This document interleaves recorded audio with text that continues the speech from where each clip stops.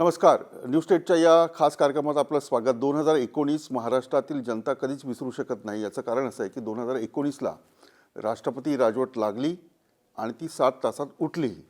आता ही राष्ट्रपती राजवट कुणी लावली असा प्रश्न असतानाच देवेंद्र फडणवीस उपमुख्यमंत्री यांनी एक गौप्यस्फोट केला आहे.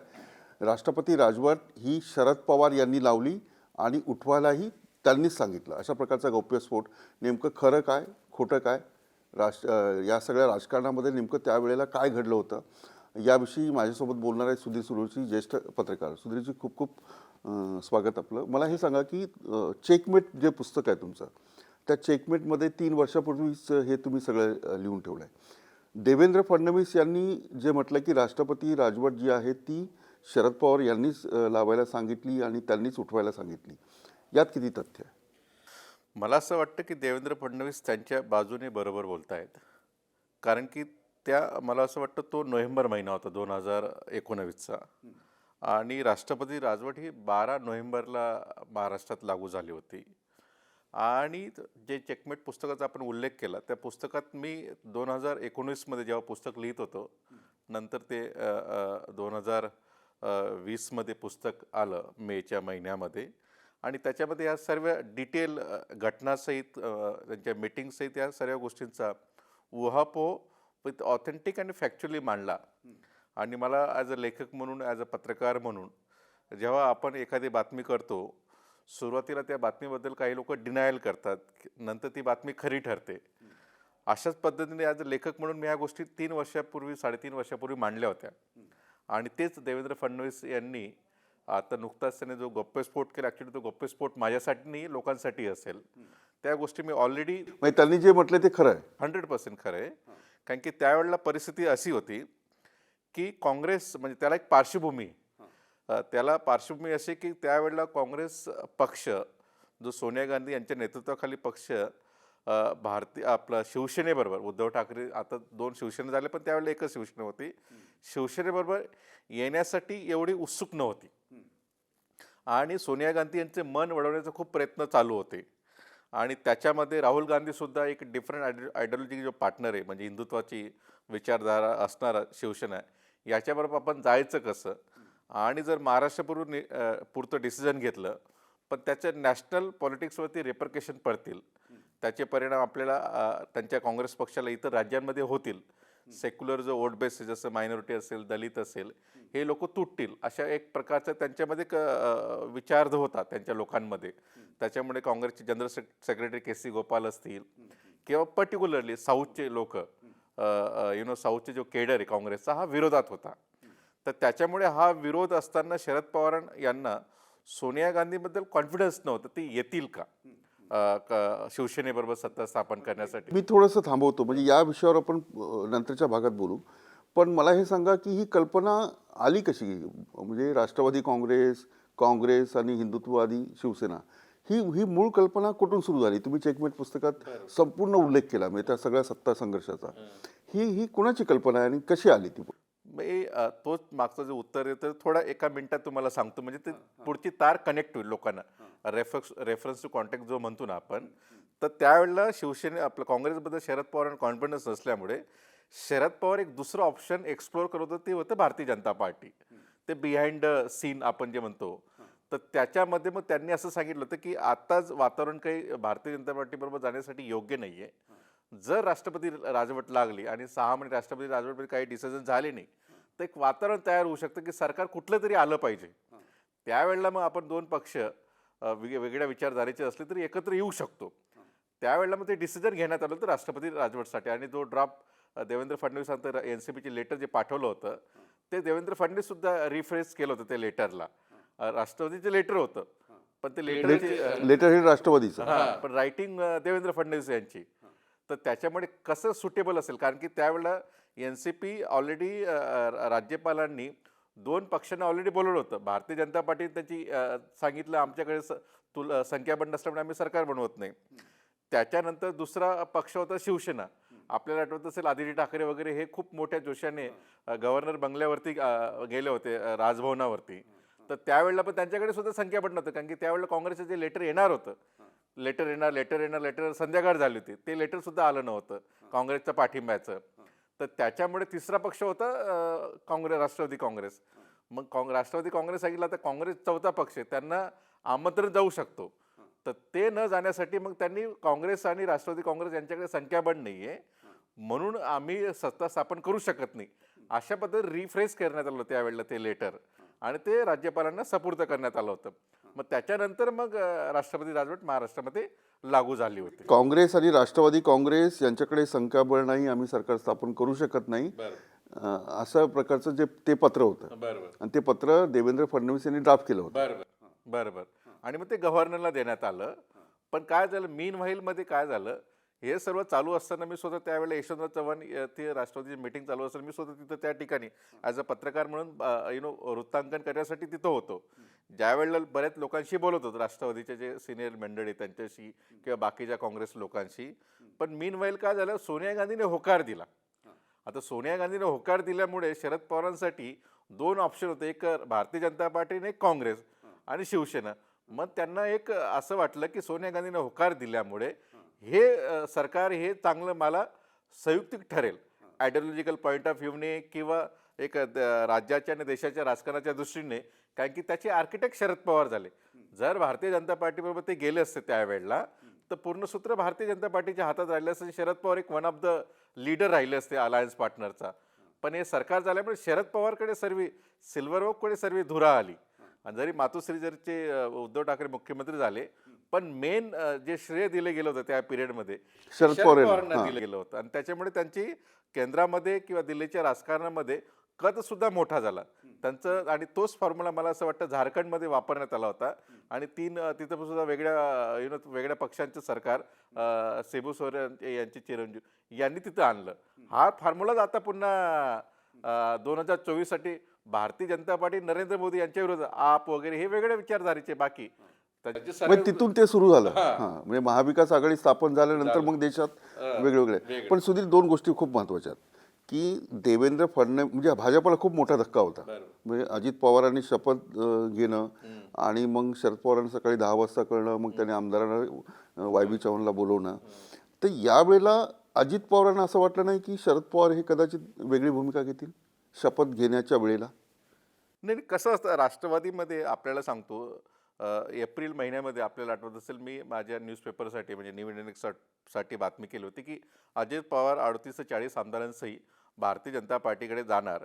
आणि त्याच्यासाठी ते शरद पवारांची मनधरणी करत होते, शरद पवार किंवा बाकीच्या नेत्यांची. त्याच्यामध्ये प्रफुल्ल पटेल असतील, अजित पवार असतील, सुनील तटकरे असतील, हे लोक शरद पवारची मनधरणी करत होते की आता उद्धव ठाकरे यांचं सरकार पडलं, ते सरकार टिकवू शकले नाही. ॲक्च्युअली त्यांच्याकडे संधी होती सरकार टिकवण्यासाठी. आणि शरद पवारांनी त्यांच्या पुस्तकात सुद्धा उल्लेख केला की सरकार त्यांनी घालवलं. नाही, मी त्यावेळेचं म्हणतोय. 2019ला जो ड्रामा झाला होता, राष्ट्रपती राजवट उठली, अजितदादा आणि देवेंद्र फडणवीस यांनी शपथविधी घेतला, तर तो अजित पवारांना म्हणजे त्यांनी शपथविधी घेतला आणि परत ते बॅकफूट यावं लागलं. तर त्यांना असं माहीत नव्हतं की कदाचित शरद पवार बॅकफूटला येतील. नाही, त्याच्यामध्ये काय झालं तर शरद पवार स्वतः या वाटाघाटीमध्ये इन्व्हॉल्व्ह होते. जसं आपण राष्ट्रपती राजवट लावण्याचा जो उल्लेख केला, शरद पवार स्वतः इन्व्हॉल्व्ह असल्यामुळे अजित पवारांना एक कॉन्फिडन्स होता की जर मी शपथ घेतली उपमुख्यमंत्री पदाची तर ते आपसुक आपल्याबरोबर येऊन जातील एकदा काही एक निर्णय झाल्यानंतर. त्याचं पूर्वी अजून एक घटना घडली होती. म्हणजे हा शपथविधी होण्या अगोदर देवेंद्र फडणवीस आणि अजित पवार यांची मिटिंग झाली. 2019ची गोष्ट सांगतोय मी तुम्हाला. तर त्यावेळेला मिटिंग झाल्यानंतर अजित पवार, देवेंद्र फडणवीस यांनी कुठल्या पक्षाला कुठले कॅबिनेट मिळेल, किती मिळेल हे डिस्कशन झालं, वाटाघाटी कंप्लीट झाल्या.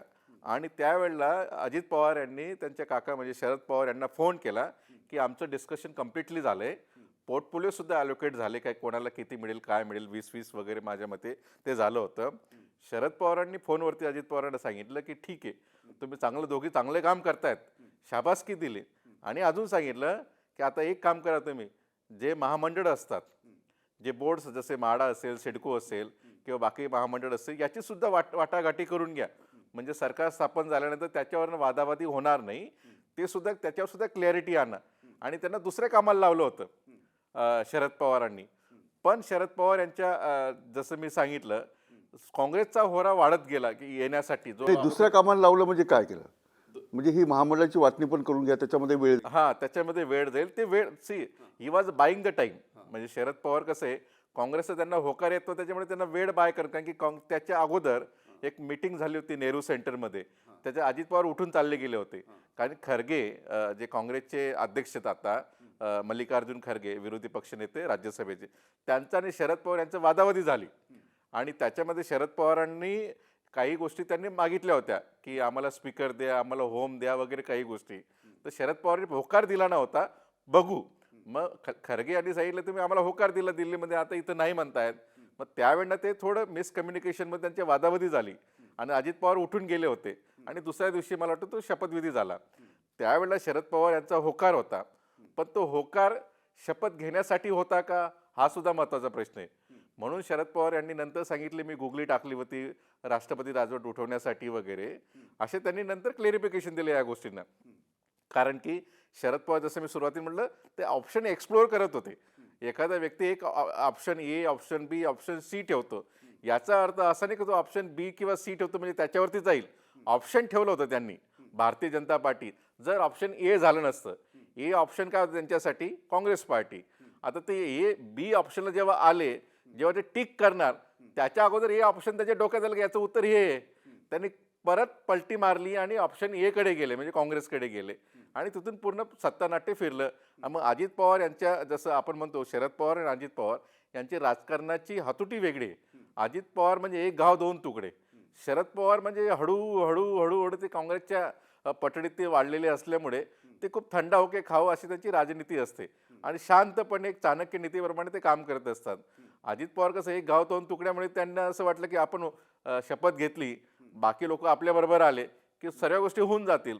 पण पवारांनी ते होऊ दिलं नाही, कारण की त्यांना काँग्रेस हे ऑप्शन योग्य वाटलं आणि त्याच्यामुळे बाकीच्या लोकांचाही होरा होता. आणि नंतर शिवसेनेच्या मदतीने हे बंड त्यांनी अजित पवारांचं त्यावेळेला 80 तासामध्ये मोडून काढलं. पण त्यावेळेला उद्धव ठाकरे हे मुख्यमंत्री होतील, जो घोषित होण्याच्या आधी, त्यावेळेला काही मुख्यमंत्री पदासाठी काही वेगळी नावं होती?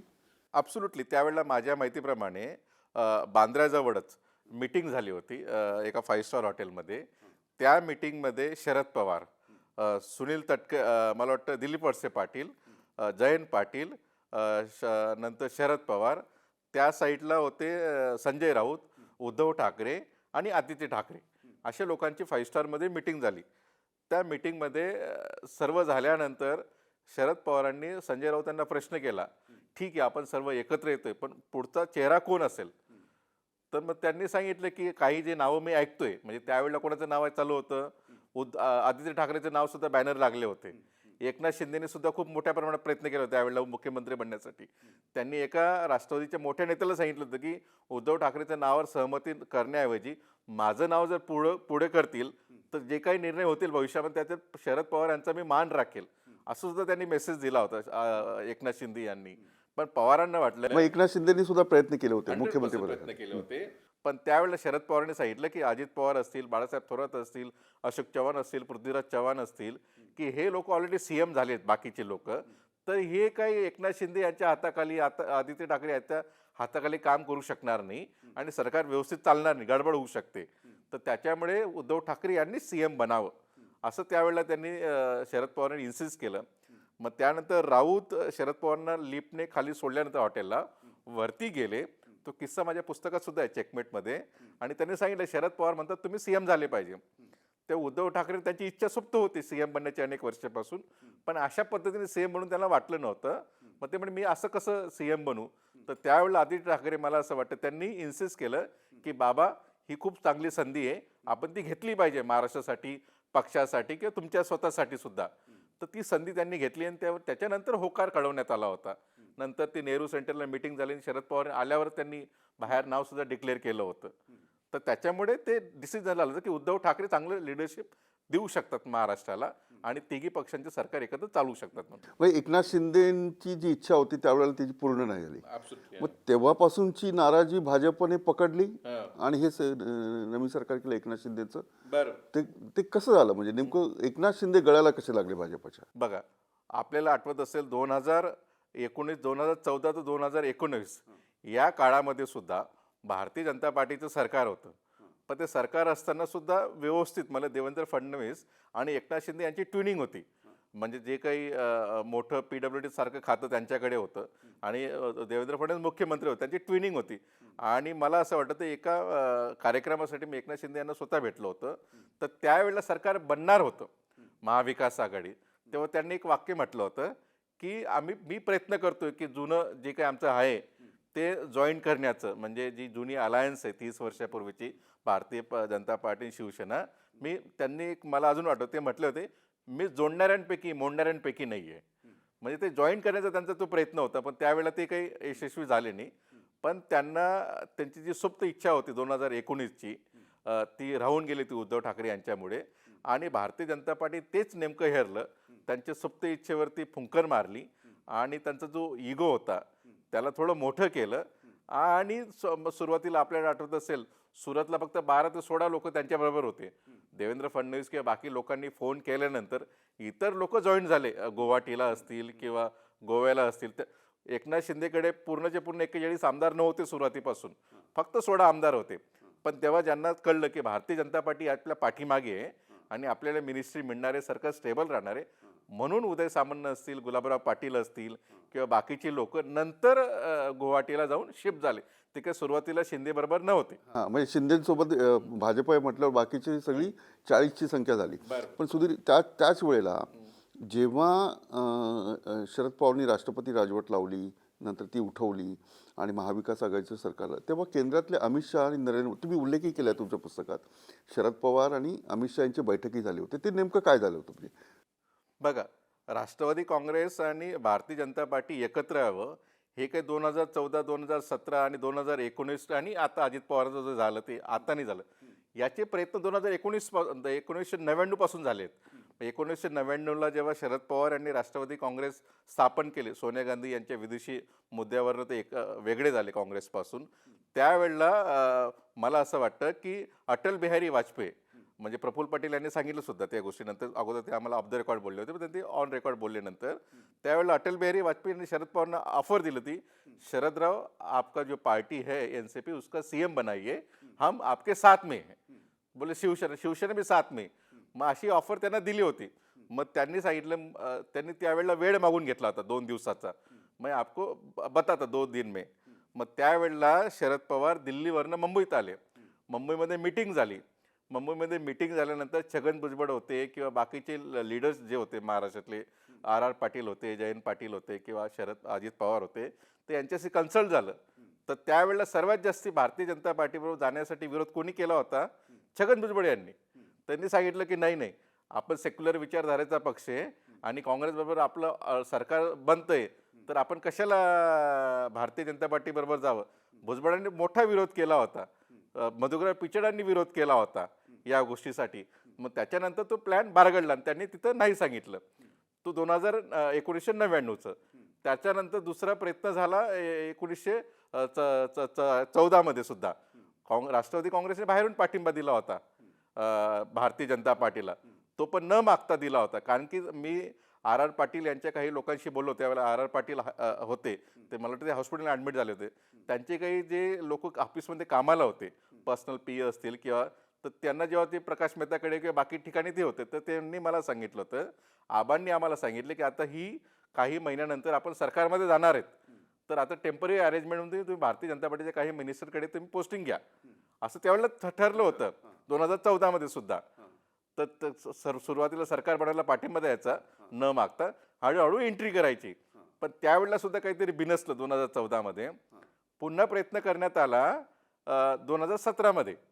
17मध्ये सुनील तटकरे असतील किंवा वळसे पाटील असतील, जयंत पाटील असतील, यांच्या मिटिंगा झाल्या दिल्लीमध्ये केंद्राच्या लिडरशिप बरोबर. स्टेटचे सुधीर मुनगंटीवार या साईडने होते, तिथं सुद्धा ऑफर देण्यात आली होती.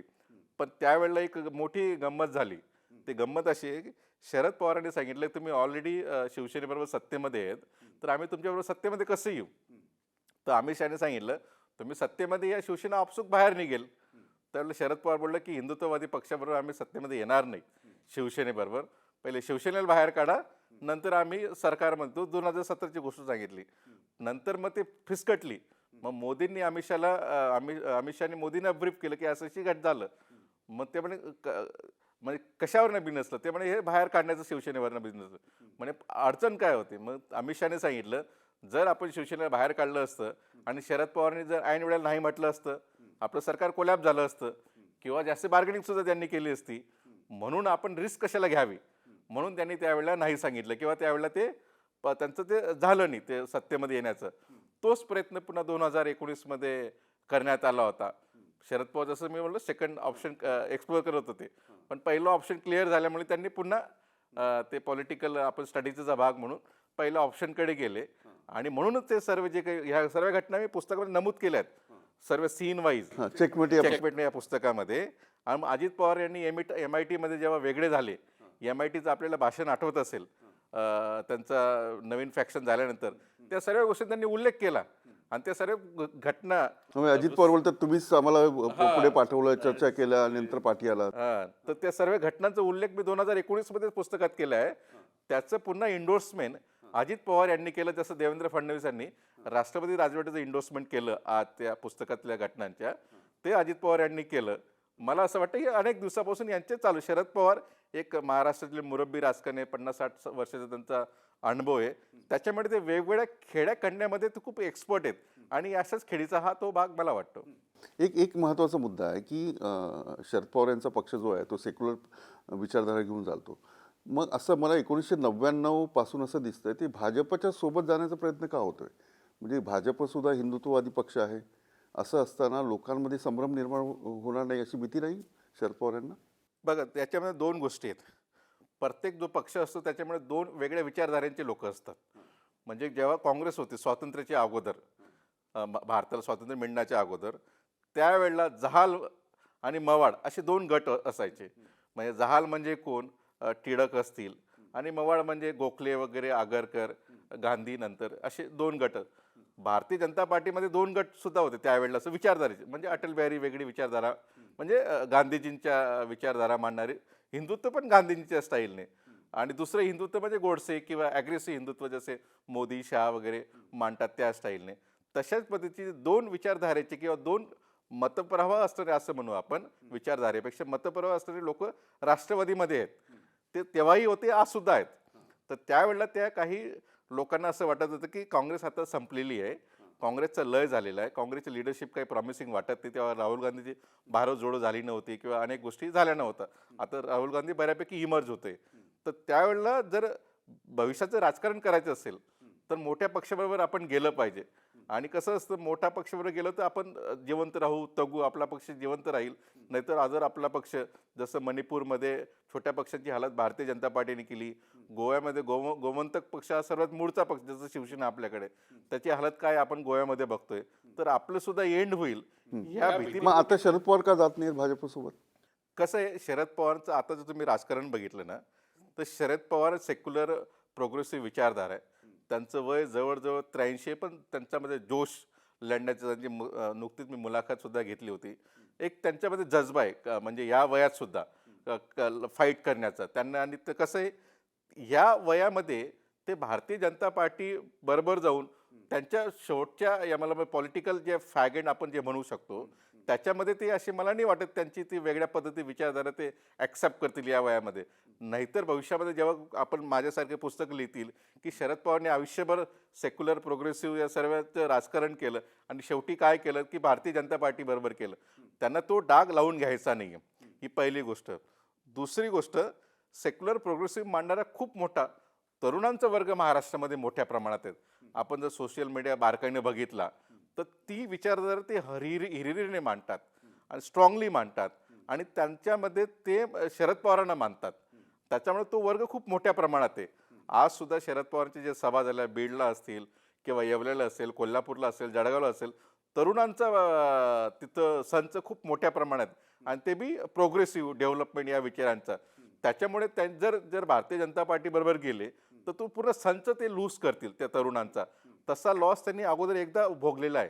जेव्हा त्यांनी 1978 या कालामध्ये त्यांच्या पक्षाचं पुलोचं सरकार आलं होतं, नंतर राजीव गांधींनी त्यांना इन्व्हिटेशन दिलं होतं इंदिरा गांधी वारल्यानंतर की तुम्ही तरुणांनी आपल्या पक्षावर, नॅशनल पक्षाबरोबर काम करावं.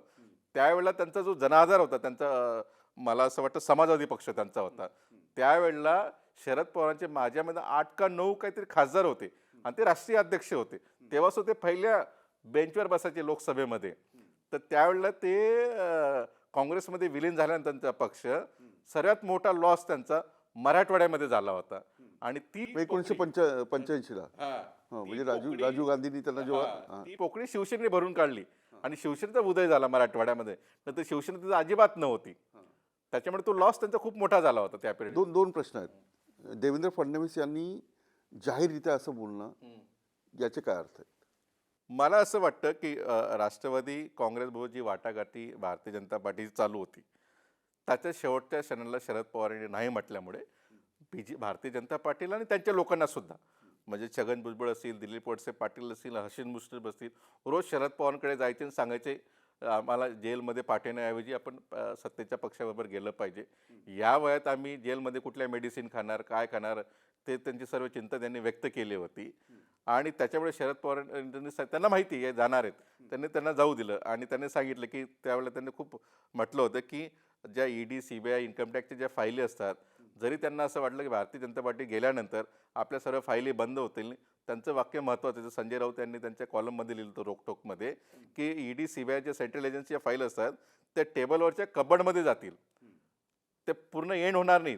पण जेव्हाही सरकार चेंज होईल, जेव्हाही त्यांना वाटेल त्या पुन्हा कबड म्हणून टेबलमध्ये यायला काही वेळ लागणार नाही.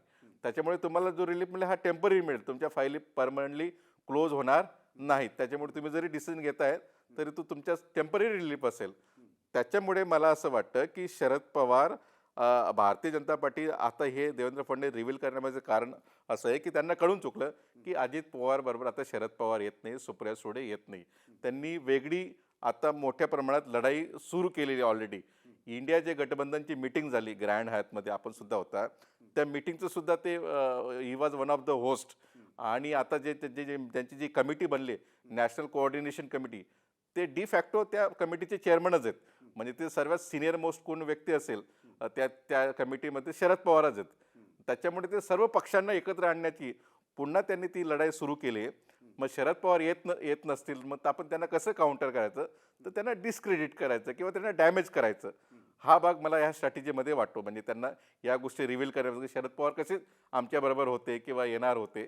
मग पुन्हा त्यांना मला असं वाटतं ती जी विचारधारेची लढाई ते लढत आहेत त्याला कुठेतरी डाग लावण्याचा किंवा त्याला सेटबॅक देण्याचा हा प्रयत्न पण होईल असं त्यांचा प्रयत्न यशस्वी होईल? नाही.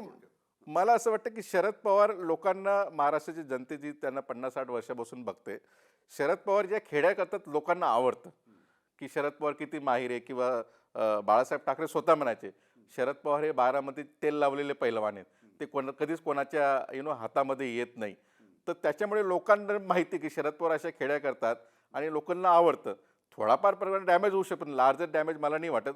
उलट ते कसे मात करतात, म्हणजे जसं कुस्तीमध्ये वेगवेगळे डाऊन समोरच्या जर पैलवान असेल कसं चितपात केलं जातं, तसे टाकून ते भारतीय जनता पार्टीला कसे गुगली टाकून आऊट करतायत किंवा कसे काही कुठल्या पद्धतीने यॉर्कर टाकतायत. तर भारतीय जनता पार्टीला कन्फ्यूज करण्यामध्ये ते माहीर होतात, असं त्यांचा चाहता जो वर्ग आहे त्यांना वाटत असतं. त्याचा थोडा परिणाम होईल, पण लार्जर परिणाम त्याचा जो चाहता वर्ग तो खुश होतो. उलट एक शेवटचा प्रश्न. शरद पवार नेहमी म्हणतात की जी चौकशी करायची ती चौकशी करा. म्हणजे नरेंद्र मोदी यांनी म्हटलं की most corrupt party Rashtravadi Congress, पण त्यांच्याच आमदारांनी घेऊन सरकार बनवलं. सुप्रिया सुळे यांनी म्हटलं की जे तुम्हाला चौकशा करायचे ते करा तुम्ही. हे विधान शरद पवार आणि सुप्रिया सुळेकडून काय येतं, म्हणजे कशासाठी येतं?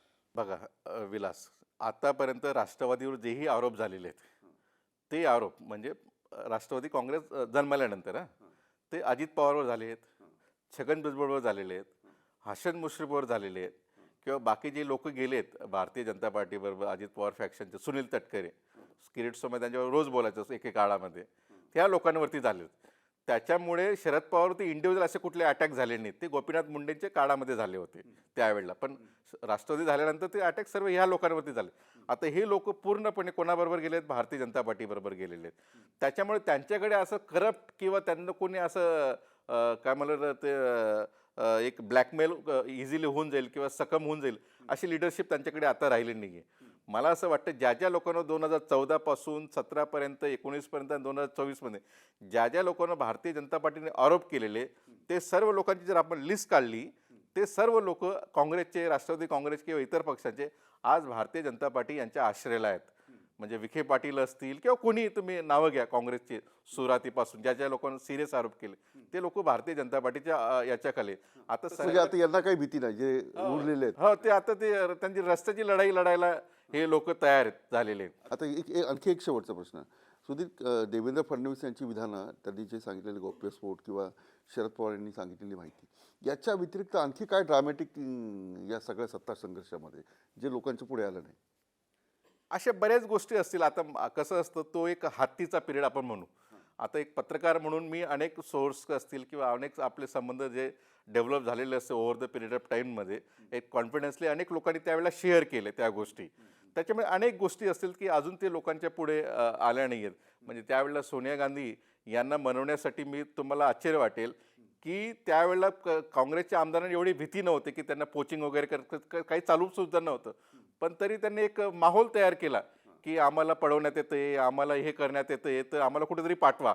ॲक्च्युली त्यावेळेला असं काही सरकारचं कुठलं चालूच पण नव्हतं. तरी काँग्रेसच्या लोकांनी एक मोठा बागुलबुवा तयार केला आणि त्यांना इथं राजस्थानमध्ये पाठवणं, त्या रिसॉर्टमध्ये 10-15 दिवस राहिले आणि ते वेगळं वातावरण केलं. त्यावेळेला सोनिया गांधी बिलकुल नकार होता. मग ते त्या दररोज मिटिंग व्हायच्या तिथं आणि रोज काँग्रेसला AICCला एक मेल जायचा की नाही आपण शिवसेनेबरोबर गेलं पाहिजे, राष्ट्रवादीबरोबर गेलं पाहिजे. आणि सोनिया गांधी प्रत्येकाशी बोलायच्या, प्रत्येक आमदार. प्रत्येक आमदाराची. तर काही आमदार असे होते त्याच्यामधले ते म्हणजे त्यांना एकदम मला असं वाटतं एक ड्रामाच तयार केला होता काँग्रेसच्या लोकांनी सुद्धा की आपण जर सत्तेमध्ये गेलो नाही तर आपण टिकणार नाही, आपला पक्ष टिकणार नाही. म्हणून ते नाईलाज असतो काँग्रेसच्या लिडरशिपचा हिरमोड झाला. आणि सर्वात महत्त्वाची गोष्ट काय झाली, हिरामण खोसकर यांचा एक सुंदर किस्सा मी तुम्हाला सांगतो जे बऱ्याच प्रेक्षकांना माहिती नसेल. काँग्रेसचे जे आमदार आहेत आपले इगतपुरी त्या नाशिकच्या पट्ट्यातले, तर त्यावेळेला हॉटेलमध्ये काय होतं, कॉन्टिनेंटल हॉटेल होतं ते. तिथं जेवण हे फक्त मला असं वाटतं पंजाबी असेल, कॉन्टिनेंटल अशा पद्धती होतं. आणि आपल्या रांगडागडी या महाराष्ट्रातल्या भूमीतला याला पिठलं भाकर आणि झुणका भाकरची खूप सवय होती रोज खाण्याची आणि एक ठेचा वगैरे लागायचा. आणि त्या हॉटेलमध्ये तो पिठलं सांगायचा, झुणका सांगायचा, मग कोणाला काही कळायचं नाही. तर एकदा भांडण झालं तिथं, मला झुणका सांगतो तरी मला झुणका देत नाहीये लोक. तर एक व्यक्ती आला, त्याने बघितलं अरे रोज का भांडतो या जे लोक तुला जेवण देतात, म्हणजे यांना रोज पिठलं सांगतो तरी पिठलं देत नाही. मग ते त्यांना पिठलं हा प्रकारच माहीत नाही, ते कॉन्टेनर रोज सर्व करणारे. मग एका आमदाराने त्याला युट्यूबला घेऊन गेले, त्या शेफला पिठलं कसं बनवतात हे दाखवलं. मग त्याच्यानं त्याला रोज पिठलं मिळायला लागलं. हां, म्हणजे असेही वेगवेगळे किस्से झाले त्याचे. चला, सुधीर सूर्यवंशी यांचं चेकमेट पुस्तकामध्ये हे सगळे गौप्यस्फोट आलेले आहेत. तुम्ही हे पुस्तक वाचू शकता आणि त्यावेळेचा सत्ता संघर्ष नेमका काय होता आणि आता देवेंद्र फडणवीस यांच्या विधानाचे काय परिणाम होतील, शरद पवार यांच्या विधानाचे काय परिणाम होतील, हेही मी त्यांच्याकडून जाणून घेतलं. की मी इथेच थांबतो. आपण पाहता न्यूज स्टेट महाराष्ट्र.